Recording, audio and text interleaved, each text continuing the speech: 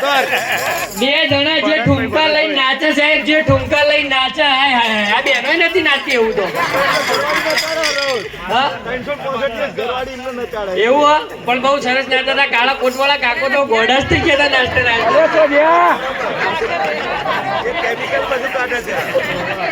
ના પણ સરસ વિશે છે આપણા સુભાષણ ગામમાં આટલું મસ્ત વિયતમાનો પાટોત્સવ અને એટલા સરસ મજાના ભજન.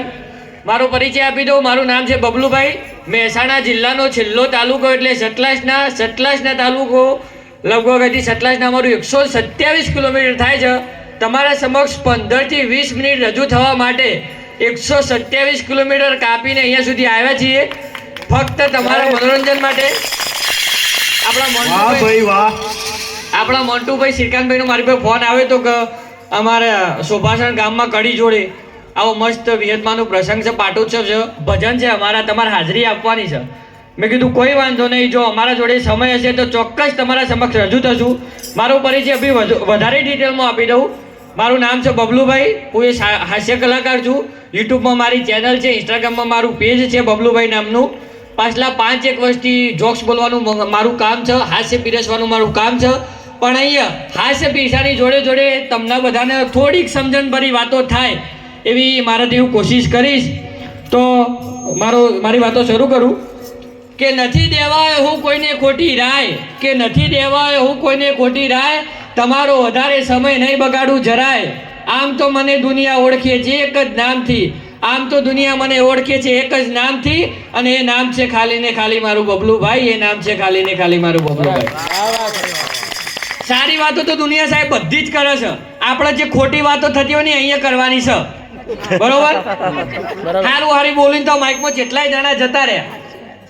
તમને ખબર હશે સાહેબ, આપણે અત્યારે ઓમાંથી ઘણા લોકોને સવારે મંદિર જવાની ટેવ હશે. એમાં ઘણા લોકો વધારે મંદિર જતા હોય કારણ કે રિટાયર થઈ ગયેલા હોય, એમને કોઈ કોમ હોય ને એટલે મંદિર જાય. પણ આપણા મગજની અંદર એવું બધું ભરી દેવામાં આવ્યું છે સાહેબ કે મંદિર સવારે જવાય, સોજે જવાય, બપોરે રાત્રે ના જવાય. આપણા મનોમાં ભરી દેવામાં આવ્યું સાહેબ. મંદિર તો કે હવાર રોજ જ જવાય, બપોરે રાત્રે ના જવાય. ચમ ના જવાય હું તો કહું છું લે. હા બોલે ભગવાન હોઈ ગયા હોય કે અલે ભગવાન કદી ઊંઘ બા? ભગવાન ઊંઘ? ભગવાન ઊંઘતા હોય તમે નાચો આવી રીતે?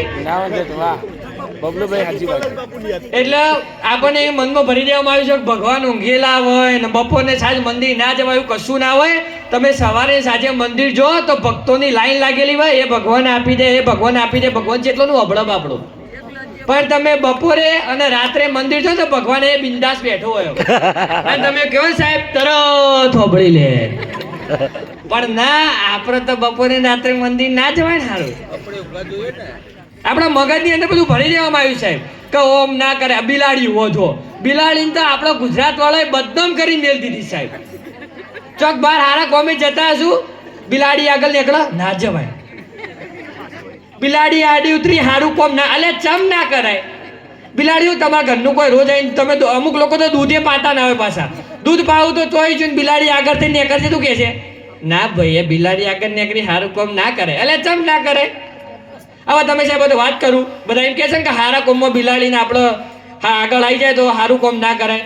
તમે લાડાને પહેણાવા જતા હોય, બરોબર લાડો ચોરીમાં એન્ટર થવાની ઉપર હોય ને બિલાડી આડી ઉતર તો તમે હું લાડી વાળો નહીં કયો બકા ઉભો રહે છે ને અમારા બિલાડી આડી ઉતરી છે તે.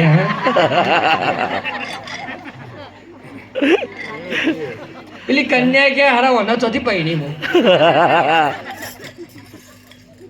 એ વખત તો કોઈ ના, એ વખત તો ટપ લગર ખુરશી જઈને બેસી જાય. પહેણવાનું મેર પરસ હોય તો ફાયદો છે આપણો.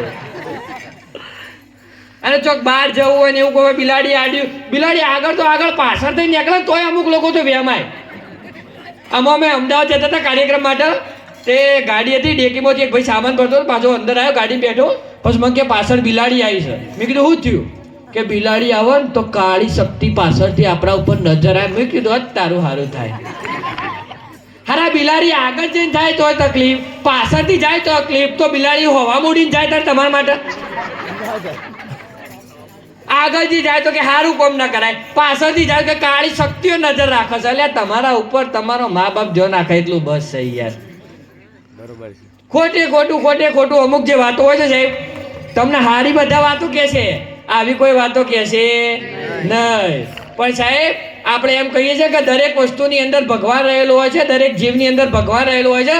તો બિલાડી આપણા આગળ થઈને નીકળે, બિલાડીની અંદર ભગવાન ના હોય? બા હોય કે ના હોય? તો પછી આપણે બિલાડી આગળ નીકળે છે, સારું કામ ના કરે, બધું જ કરાય. હા બરોબર. એટલે આવી બધી વાતો હોય છે. તમે સાહેબ જોજો, સિનિયર કેજી, જુનિયર કેજી